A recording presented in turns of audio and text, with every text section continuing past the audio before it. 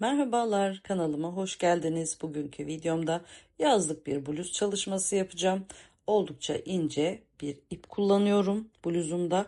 2 milimetrede tığ ile öreceğim. Birkaç aşamadan oluşuyor bluzumuz ve kare yaka bir bluz olacak bittiğinde. Öncelikli olarak zincir çekerek başlıyorum. Zincirin belirli bir sayısı yok. Kol bantlarının ne kadar kalın olmasını isterseniz o kadar zincir çekmeniz gerekecek.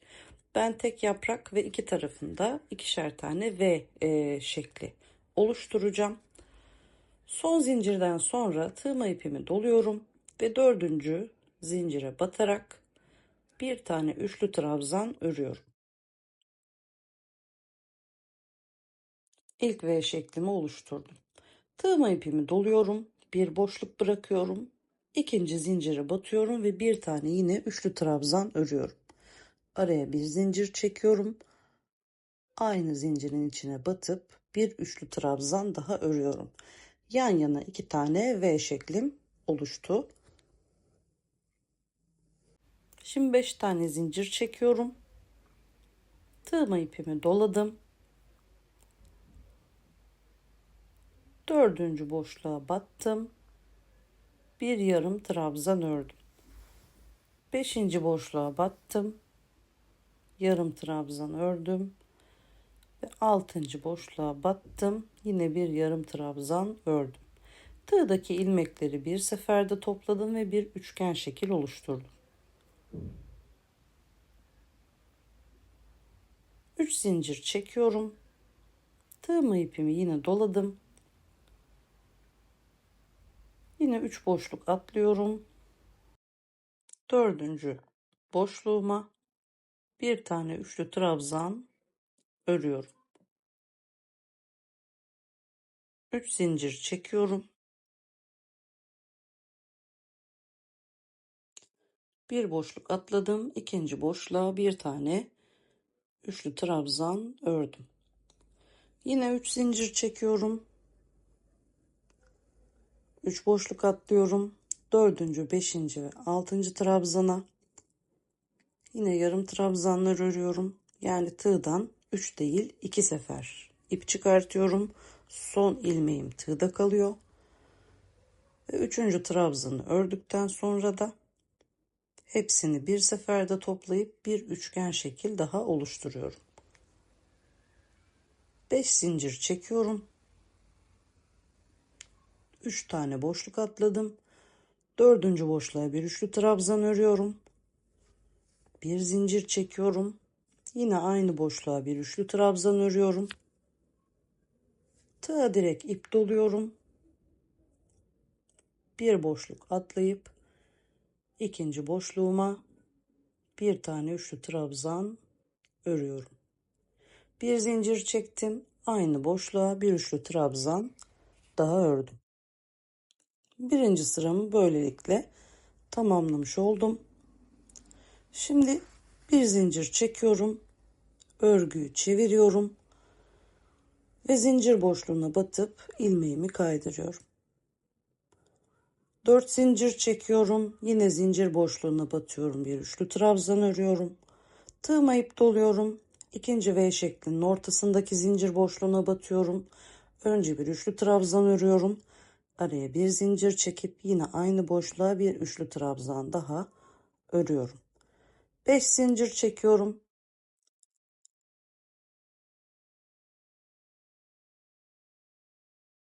Birinci trabzanın üzerine 3 tane üçlü trabzan örüyorum.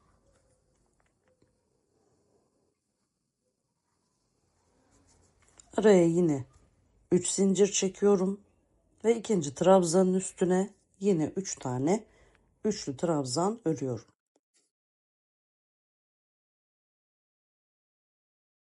Yeni yaprağımın alt kısmı olacak bunlar.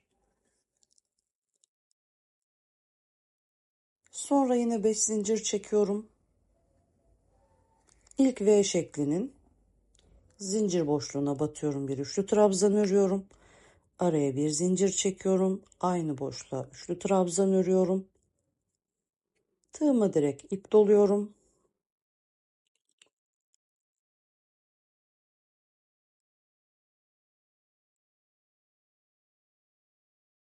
Yandaki V şeklinin orta boşluğuna yine bir üçlü trabzan örüyorum. Araya bir zincir çekip yine aynı boşluğa bir üçlü trabzan daha örüyorum. Bir zincir çektim, örgümü çevirdim. İlk zincir boşluğuna ilmek kaydırdım. 4 zincir çekip aynı boşluğa bir tane üçlü trabzan örüyorum. Tığıma ip doluyorum yandaki zincir boşluğuna. Önce bir üçlü trabzan, araya bir zincir, sonra yine bir üçlü trabzan örüp devam ediyorum. 4 zincir çekiyorum.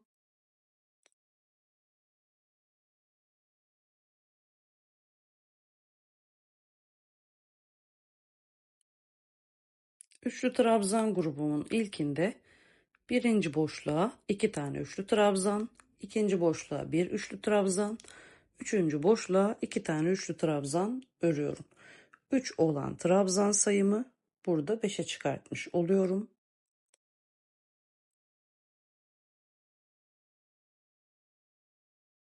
3 zincir çekiyorum. Ortada 3 zincirim var. Bunun ikincisine batıyorum ve bir üçlü trabzan örüyorum.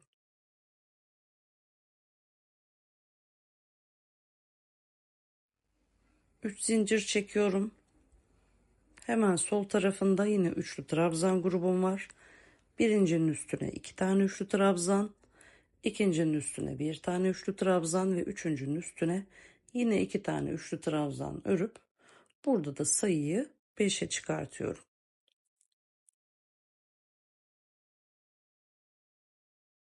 Sonra yine 4 zincir çekiyorum. Birinci V şeklimin zincir boşluğuna batıyorum. Bir üçlü trabzan örüyorum. Araya bir zincir çekiyorum. Yine aynı boşluğa bir üçlü trabzan örüyorum. Tığıma ipimi doluyorum. İkinci V şeklinin zincir boşluğuna batıyorum. Bir üçlü trabzan örüyorum. Bir zincir çekiyorum ve aynı boşluğa batıp bir üçlü trabzan daha örüyorum. Görüntüye bakalım. Bir zincir çekip örgümü çevirerek yeni sırama başlıyorum. Zincir boşluğuna ilmek kaydırıyorum. 4 zincir çekip aynı boşluğa bir üçlü trabzan örüyorum. Tığıma ipimi dolayıp yandaki zincir boşluğuna geçiyorum. Önce bir üçlü trabzan, araya bir zincir ve yine aynı boşluğun içine bir üçlü trabzan daha örüyorum.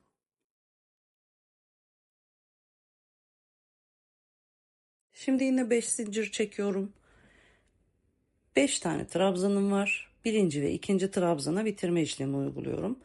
Yani ikisine de yarım trabzanlar örüp tığda kalan ilmekleri bir seferde çıkartıyorum. Üçüncü trabzanın üstüne yine bir üçlü trabzan örüyorum. 4 ve 5. trabzana yine bitirme işlemi uyguluyorum. 5 olan trabzan sayım burada yine 3'e düşmüş oluyor. 3 zincir çekiyorum. Ortada bir tane trabzanım vardı. Bunun üstüne 3 tane üçlü trabzan örüyorum.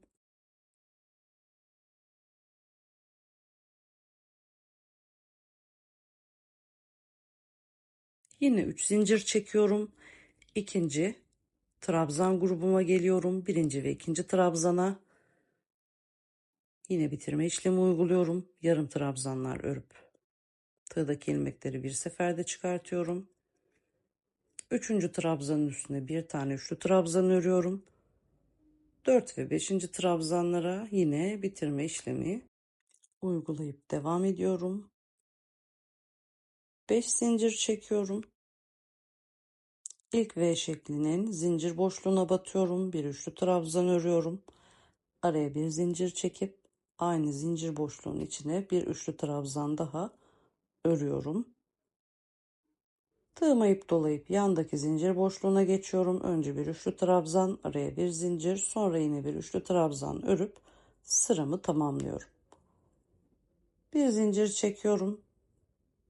Örgümü çevirip yeni sırama başlıyorum.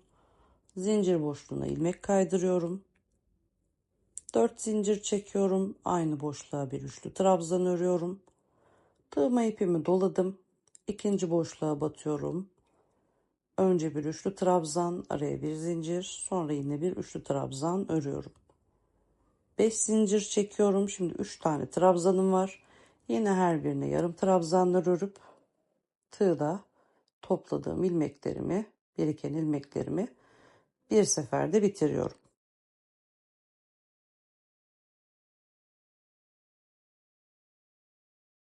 Ve yaprağı tamamlamış oldum.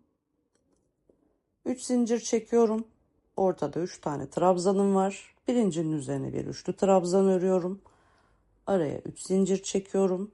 Üçüncünün üzerine yine bir üçlü trabzan örüyorum. İkincinin üstü boş kalıyor. 1 ve 3'e trabzanlar ördüm. Yine 3 zincir çekiyorum.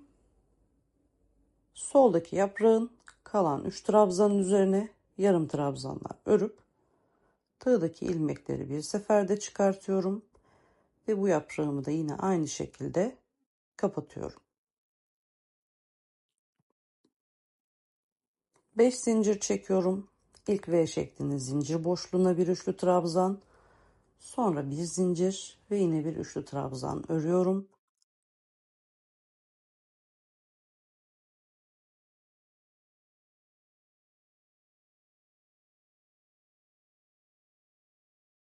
Tığma ipimi doladım. İkinci V şeklimin ortasına batıyorum. Bir üçlü trabzan, bir zincir, bir üçlü trabzan daha örüyorum.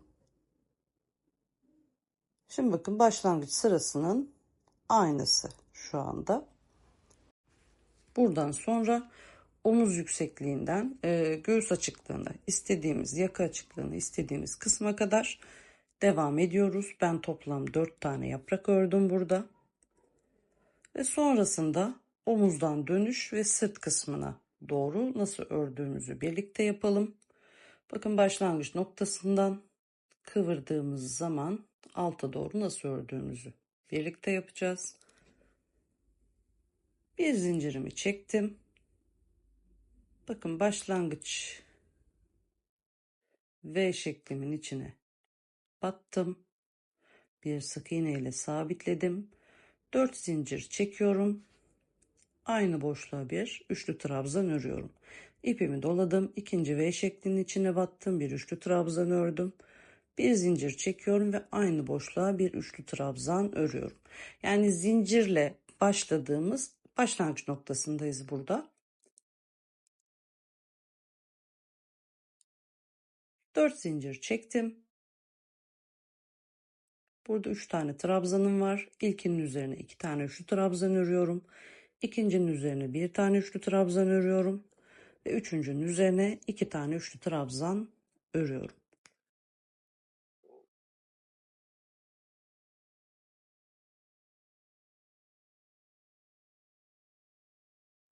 Üç zincir çektim.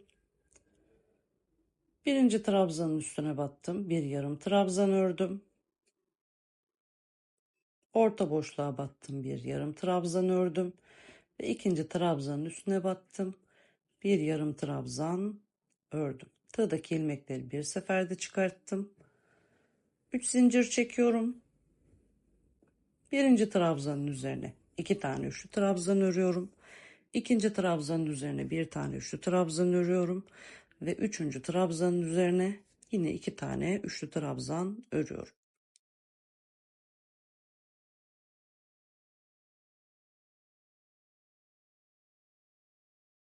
Sonra yine 4 zincir çekiyorum. İlk V şeklimin zincir boşluğuna batıyorum. Bir üçlü trabzan örüyorum. Bir zincir çekiyorum. Aynı boşluğa bir üçlü trabzan daha örüyorum. Tığıma ipimi doluyorum. Yandaki V şeklinin yine orta boşluğuna batıyorum. Bir üçlü trabzan örüyorum. Bir zincir çekip üçlü trabzan örerek sıramı bitiriyorum. Bir zincir çekiyorum. Örgüyü çevirdim. İlk zincir boşluğuna ilmek kaydırdım. 4 zincir çekiyorum. Aynı boşluğa bir üçlü trabzan örüyorum. Tığıma ipimi dolayıp yandaki V şeklinin zincir boşluğuna bir tane üçlü trabzan, bir zincir, yine bir tane üçlü trabzan örüyorum. Şimdi 5 zincirimi çektim. 5 trabzanın ilk ikisine bitirme işlemi uyguluyorum. 1 ve 2. trabzanlara yani yarım trabzan örüp bir seferde çıkartıyorum. Üçüncü trabzanın üzerine bir tane üçlü trabzan ördüm. 4 ve 5. trabzanlara yine bitirme işlemi uyguladım. 5 olan trabzan sayımı burada 3'e düşürdüm yine. 3 zincir çekiyorum. Orta noktaya yine 3 tane üçlü trabzan örüyorum. Bakın altta ve üstte 3 tane üçlü trabzanım var burada. Birinde bitirme, birinde arttırma işlemi yapmış oluyorum. Yine 3 zincir çekip 5 trabzanın ilk ikisine bitirme işlemi uyguluyorum. Üçüncünün üzerine bir üçlü trabzan örüyorum. 4 ve 5'e yine bitirme işlemi uygulayıp 5 olan trabzan sayısını yine burada 3'e düşürüyorum. Yine 5 zincir çekiyorum. V şeklinin ortasına batıyorum. Bir üçlü trabzan örüyorum. Bir zincir çekiyorum. Aynı şekle yine bir üçlü trabzan örüyorum. Tığma ipimi doladım. İkinci V'nin ortasına da bir üçlü trabzan, bir zincir, bir tane daha üçlü trabzan örüyorum. Görüntüye bakalım. Şimdi tam bu noktadan omzu katlayarak ön ve arka görüntü elde edeceğiz. Bir zincir çektim. Yine zincir boşluğuna sık iğne ördüm. 4 zincir çekiyorum. Bir tane üçlü trabzan örüyorum. Hemen yandaki boşluğa da bir tane üçlü trabzan, bir zincir, bir tane üçlü trabzan örüp kenarı yine devam ettirmiş oluyorum. 5 zincir çekiyorum. 3 trabzanım var. Üçüne de yarım trabzan örüp tığda biriken ilmekleri bir seferde çıkartarak yaprağıma kapama işlemi uyguluyorum. 3 zincir çekiyorum. Birinci trabzanın üstüne bir üçlü trabzan örüyorum. 3 zincir çekiyorum. Üçüncü trabzanın üstüne yine bir üçlü trabzan örüyorum.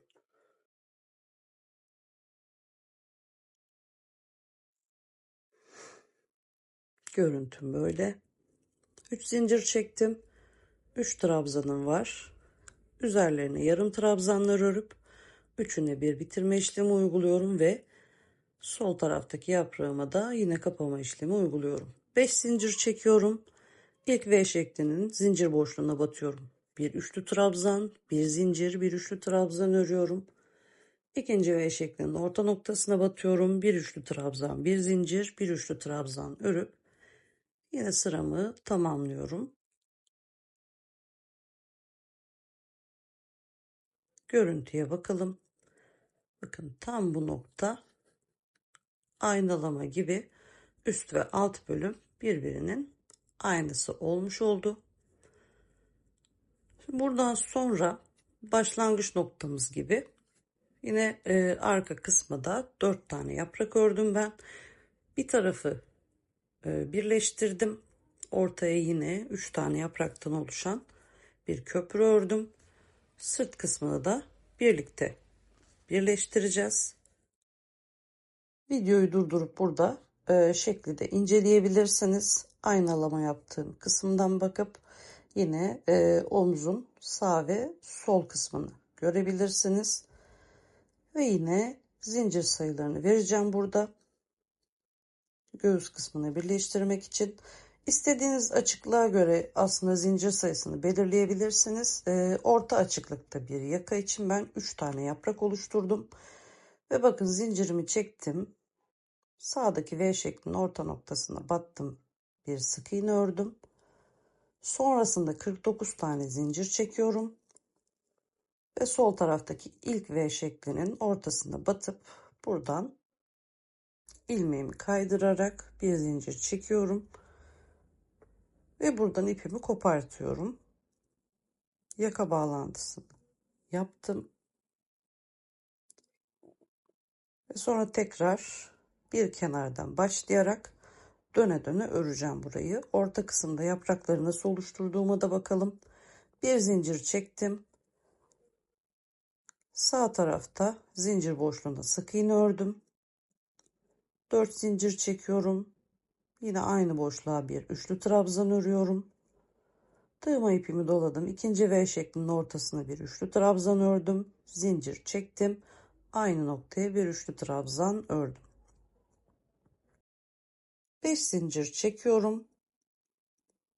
İlk trabzanın üzerine 3 tane üçlü trabzan örüyorum.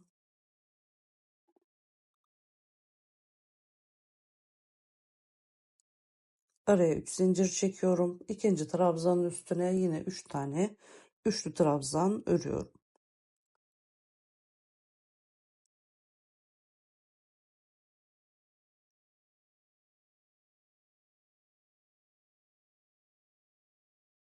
Beş zincir çekiyorum. İlk V şeklinin orta noktasına batıyorum. Bir üçlü trabzan örüyorum. Bir zincir çekiyorum. Aynı boşluğa bir üçlü trabzan daha örüyorum.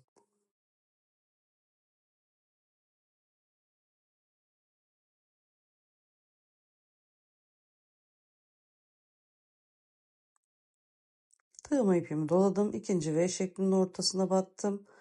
Üçlü trabzan ördüm. Bir zincir çekiyorum ve yine aynı noktaya bir üçlü trabzan daha örüyorum.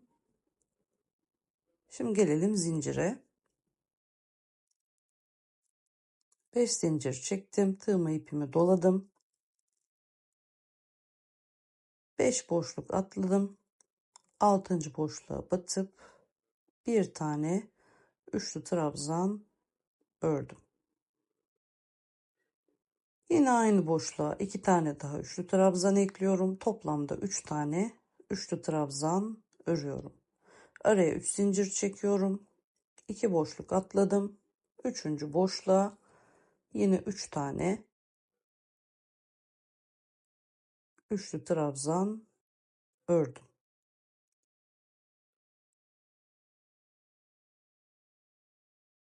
5 zincir çekiyorum. Yine 5 boşluk atlıyorum. 6. boşluğa batıyorum. Bir tane üçlü trabzan örüyorum.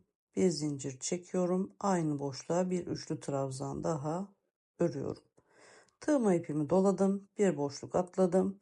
İkinci boşluğa önce bir üçlü trabzan, sonra bir zincir, sonra bir üçlü trabzan daha ördüm. Yine 5 zincir çekiyorum. 5 boşluk atlıyorum. 6. boşluğa 3 tane üçlü trabzan örüyorum.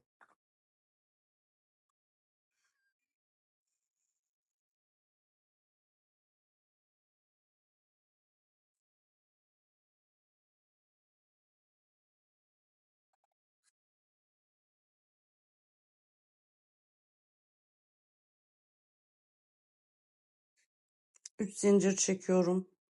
2 boşluk atlıyorum. Üçüncü boşluğa yine 3 tane üçlü trabzan örüyorum.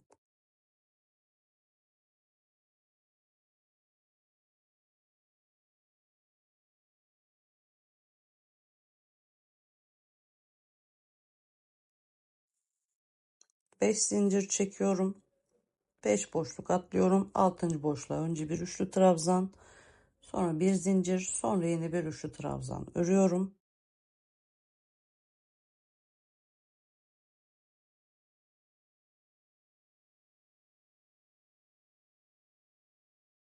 Tığıma ipimi doladım. Bir boşluk atladım. İkinci boşluğa bir tane üçlü trabzan, bir zincir, bir üçlü trabzan daha örüyorum. Yine 5 zincir çekiyorum. 5 boşluk atlıyorum. Altıncı boşluğa 3 tane üçlü trabzan örüyorum.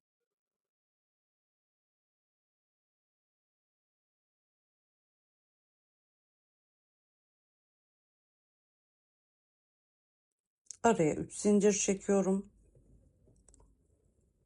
2 boşluk atlıyorum. Üçüncü boşluğa yine 3 tane üçlü trabzan örüyorum.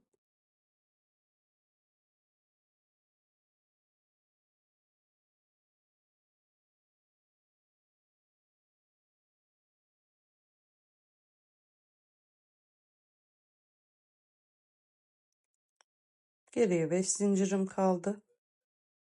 Şimdi yine 5 tane zincir çekiyorum.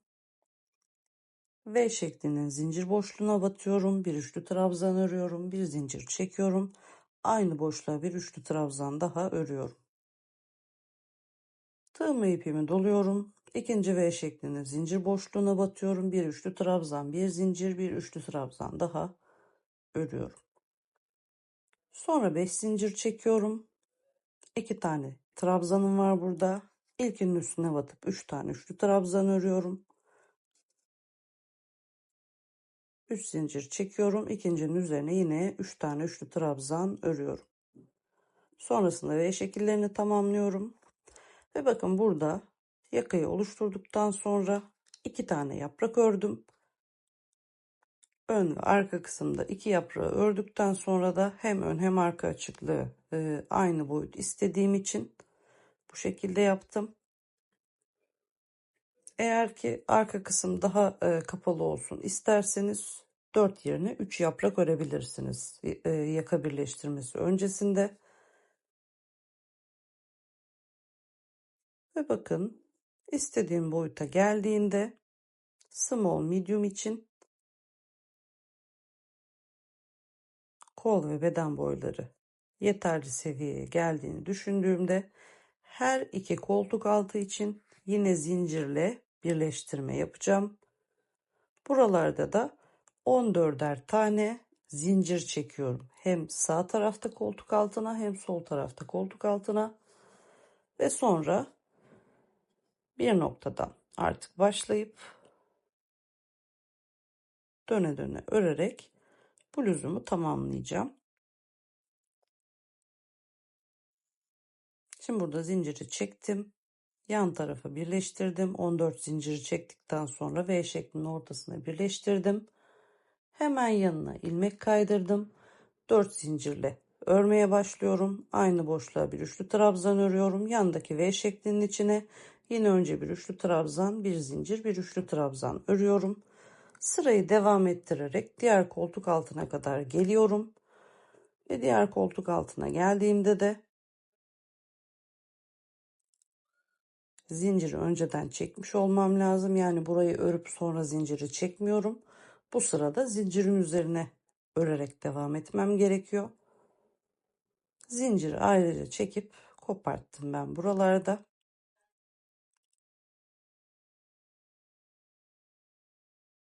Bakın bu şekil. Şimdi sıranın koltuk altına gelene kadarki kısmını ördüm. Ve buradan yine 5 zincir çekerek 5 boşluk atlıyorum. 6. boşluğa batıyorum. 3 tane üçlü trabzan örüyorum.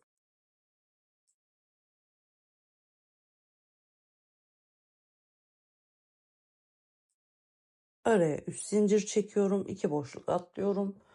3. boşluğa yine 3 tane üçlü trabzan örüyorum.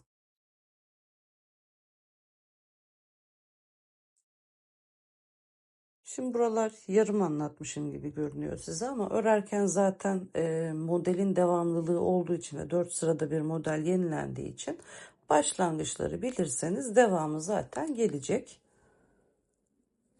Sonra yine ne yaptım? 5 zincirimi çektim. V şeklinin içine üçlü trabzan, bir zincir, üçlü trabzan ördüm. Tığma ipimi dolayıp yine diğer V şeklinin içine üçlü trabzan, zincir, üçlü trabzan ördüm. Ve tek yaprak yaptım burada. Beden ölçünüze göre burada yaprak sayısını arttırabilirsiniz. Bir değil 2 yaprak yapabilirsiniz kol altına.